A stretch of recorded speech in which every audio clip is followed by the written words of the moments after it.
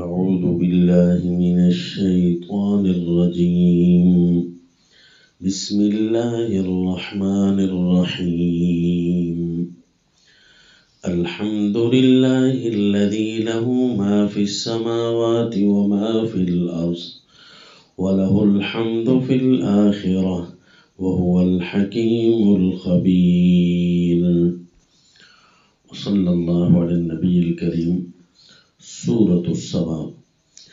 اس سورت کا تعارف ہے التحمیدات الالہیہ، یعنی اللہ تعالیٰ کی حمد کرنا، اللہ کی حمد کروانا، یہ اس سورت کا خاص عنوان ہے۔ اس کی وجہ یہ ہے کہ پچھلی سورت الامانۃ الالہیہ، التقوی فی امانت قول اللہ، تو سورہ کہف سے جو عنوان چلا تھا اللہ تعالیٰ کی حاکمیت کی کتاب اور اس کا درس شروع ہوا تھا، وہ اور اس سے پچھلے اللہ تعالیٰ کی الوہیت کا ذکر تھا۔ الوہیت اور حاکمیت، اس کا قصہ پورا ہوا سورۃ الاحزاب تک۔ اب اس کے بعد آخرت کے امور شروع ہو رہے ہیں، لیکن اس کو ایک خاص طرز کے ساتھ شروع کیا۔ الحمدللہ الذی لہ ما فی السماوات وما فی الارض۔ ایک سورت اب آئے گی، آخرت کی تیاریاں بھی کروائے گی اور ساتھ ساتھ دنیا کا نظام سمجھائے گی کہ کس طرح مزید تم نے اپنے آپ کو ہوشیار کر کے رکھنا ہے۔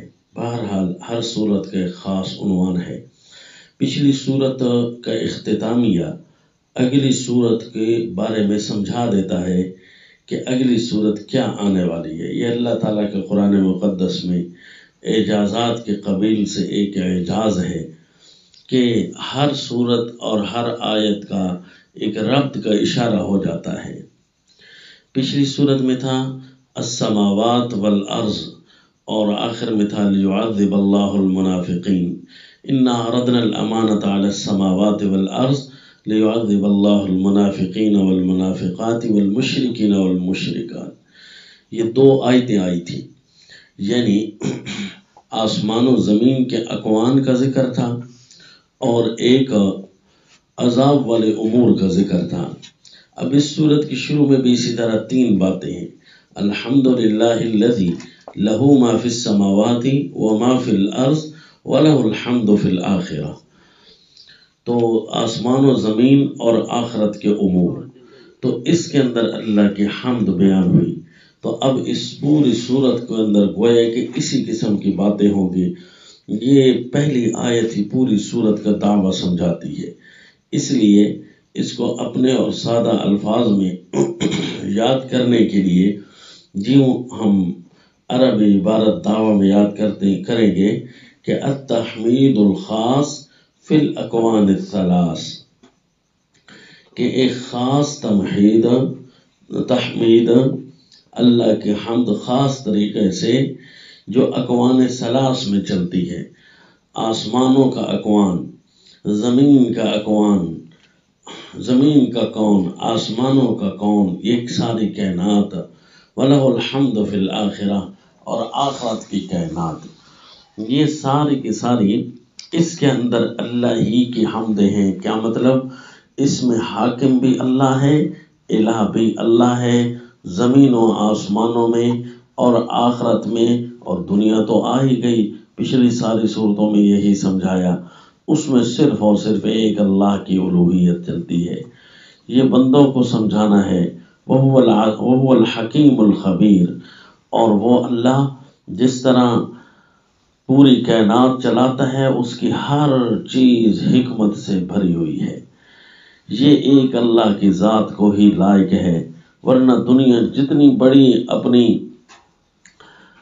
اپنے پروگرام بکھیرتی چلی جائے گی، اتنے زیادہ ایرر اور غلطیاں اور نقصان ہوتا جائے گا، جبکہ اللہ کی اتنی پھیلی ہوئی کائنات میں کہیں بھی کوئی کمی نہیں۔ وَهُوَ الْحَكِيمُ، کہ وہ اللہ حکمتوں والا ہے، ہر چیز میں حکمت بھری ہے۔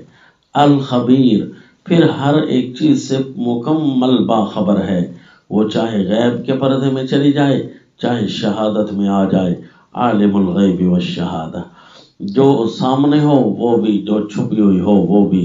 یعلم ما یلج فی الارض وما یخرج منہا، وہ اللہ جانتے ہیں جو چیز زمین میں چلی جائے اور جو چیز اس سے نکلے۔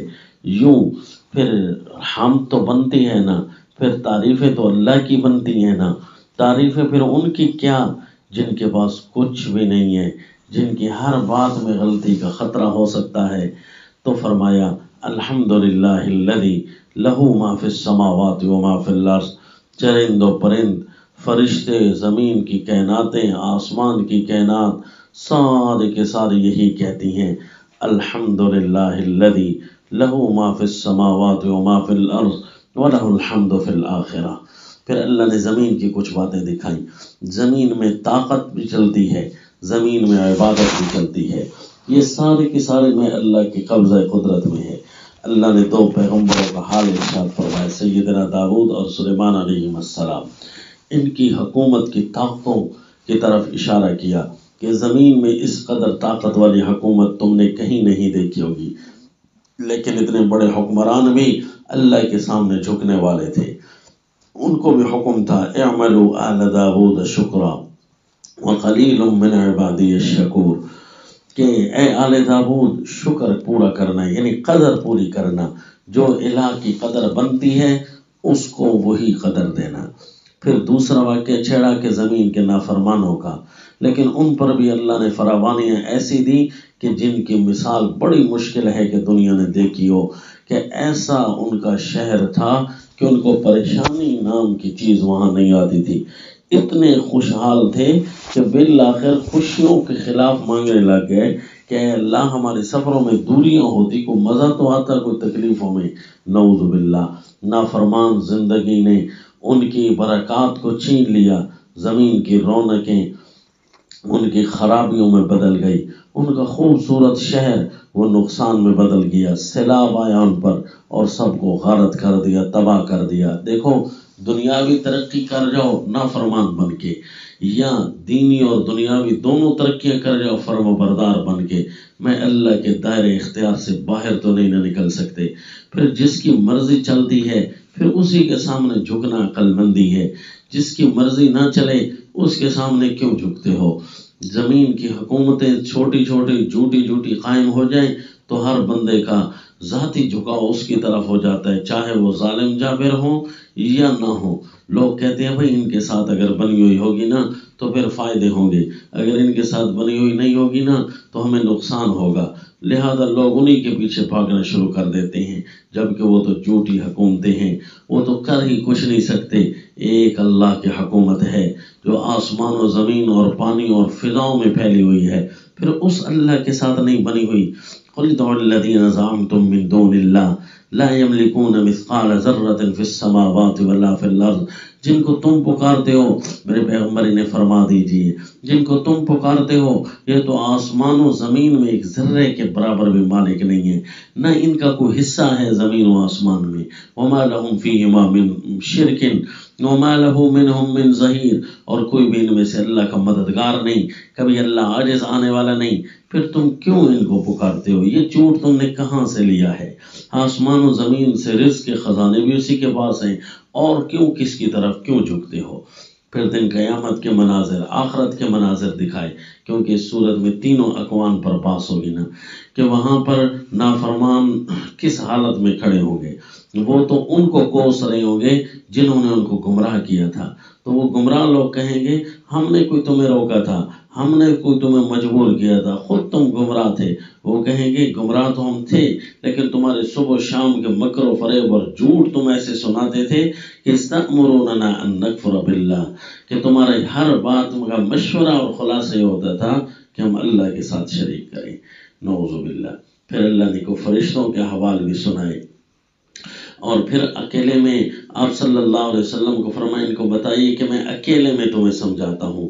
قل انما اعظکم بواحدۃ ان تقوموا للہ مثنی وفرادا، پھر میری ایک ہی بات سن لو، اللہ کے لیے اکیلے کھڑے ہو جاؤ، دو دو ہو جاؤ اور سوچو تو صحیح ایک دوسرے کے ساتھ اللہ کے بارے میں تھوڑی گفتگو تو کر لو کہ جو اللہ کے نبی فرما رہے ہیں یہ کوئی مجنون تو نہیں ہے، نعوذ باللہ، ما بصاحبکم من جنہ ان هو الا نذیر لکم بین یدی عذاب شدید۔ کوئی اکیلے اکیلے کھڑے ہو کر، دو دو کھڑے ہو کر اللہ کے بارے میں باتیں تو کرو، اللہ کی توحید تو دیکھو، اللہ کی بکھری ہوئی اس کائنات کو دیکھو، بچھائی ہوئی زمین کو تو دیکھو، بنائے ہوئے آسمان کو تو دیکھو۔ پھر یہ تھوڑا سا وقت ہے تمہارا، پھر ایسا نہ ہو کہ جب وقت ختم ہو جائے تو اس وقت یہ کہیں آمنا بھی، اب ہم ایمان لے آئے، وَأَنَّا لَهُمُ التَّنَاوُشُ مِن مَّكَانٍ بَعِيدٍ، اس وقت یہ دور کے میدان سے، مکان سے یہ ایمان لینا کیسا ہوگا؟ حیل بینہم وبین ما یشتہون، ایسی رکاوٹ درمیان میں کھڑی کر دی جائے گی ان کے اور ایمان کے درمیان کہ کبھی بھی یہ ایمان نہیں لا سکیں گے، کیونکہ زمین کا وقت ان کا امتحان کا پورا ہوا، اب نہیں۔ امتحان تو اس وقت لانا ہے کہ اللہ کی باتوں کو دیکھ کر ایمان لے آؤ، اللہ کی باتوں کو سمجھ کر ایمان لے آؤ، اللہ پر اعتبار کرو جو ایک کائنات کا خالق ہے۔ تو یوں یہ صورت التحمید الخاص فی الاکوان الثلاث، التحمیدات الالہیہ، جس کا تعارف ہے، یوں صورت آ کر پوری ہو جاتی ہے۔ امانت جب پوری ہو جائے تو اس کے بعد بندہ امانت کو پورا اس طرح ادا کرے کہ جس کی امانت ہے اسی تک پہنچائی جائے۔